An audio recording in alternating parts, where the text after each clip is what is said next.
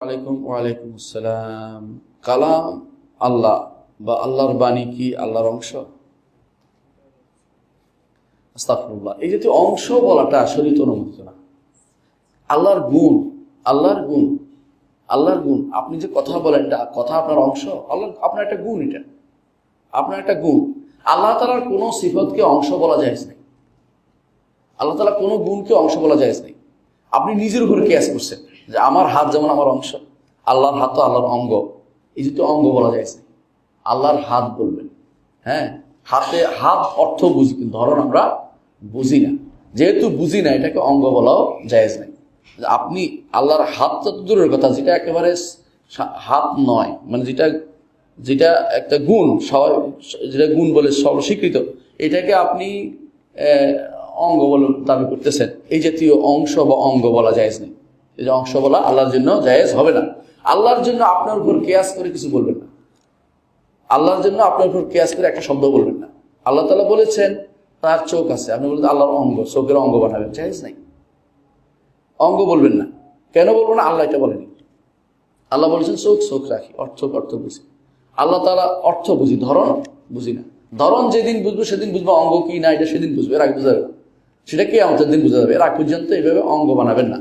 অঙ্গ মানুষের সৃষ্টির হয়, স্রষ্টার অঙ্গ আপনার জন্য আল্লাহ নিজে বলে নাই কোথাও যে আমার একটা অঙ্গ, এটা বলে নাই।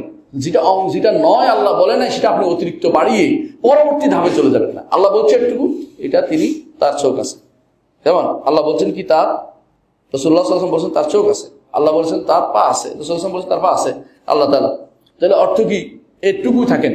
পাটা কিরকম, পা কি অঙ্গ কিনা, পা কত লম্বা, এই জাতীয় জিনিসগুলো বলা, এটা হচ্ছে শিরক এবং কুফরের মধ্যে পড়ে যাওয়া। যেটা আছে ওইটা বলেন, অর্থটা সাব্যস্ত করুন, ধরন সাব্যস্ত করবেন না। আরেকটা নাম দিবেন না, আরেকটা নাম দিবেন না। আরেকটা নাম দিলে আপনি বরবাদ হয়ে গেছেন। আল্লাহ কি শরীর আছে কিনা এটা বলা চাইছেন। আপনি শরীর বলতে বলছেন, শরীর তো মানুষের হয়, সৃষ্টির। আপনি এটা আল্লাহর ভুলিয়ে যাচ্ছেন কেন? তো যদি বলেন যে আল্লাহ তো অস্তিত্ব আছে, অস্তিত্ব শরীর বিষয়টা, আপনি এটা আরেক দিকে চলে যাচ্ছেন, পরবর্তী ধাপে চলে যাচ্ছেন। ওই পরবর্তী ধাপটা নিষিদ্ধ, আল্লাহর জন্য পরবর্তী ধাপটা নিষিদ্ধ। আপনি যেটুকু বলছেন ওইটুকু সীমা থাকুন। একটু বাড়িয়ে বলবো না, একটু ছাড় দেবো, ওইটা বলবোই। কি বলবো?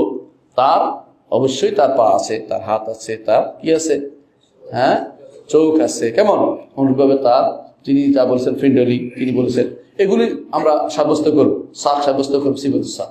কিন্তু এটা কি কোন সৃষ্টির মতো যখনই আসবে তখন সৃষ্টির মতো না। সৃষ্টিত অঙ্গ, সৃষ্টিত অঙ্গ, তারটা অঙ্গ হওয়া জরুরি না, তারটা অঙ্গ আমরা বলবো না। এই জন্য এই জাতীয় আল্লাহর বাণী কি আল্লাহর অংশ, এটা বলবেন না কখনো। কারণ বলবেন যে আল্লাহর বাণী, বাণী এমনিতেই কারো অংশ হয় না। আপনার কথাকে আপনার অংশ কোনোদিন না। তো এটা আল্লাহর জন্য আপনি আরেকটা বাড়তি জিনিস সাব্যস্ত করতে করতে বাণীকেও এখন অঙ্গ দিকে নিয়ে যাচ্ছেন, মানে কত খারাপ অবস্থা নিয়ে গেছেন, কখনো বলে না কেউ।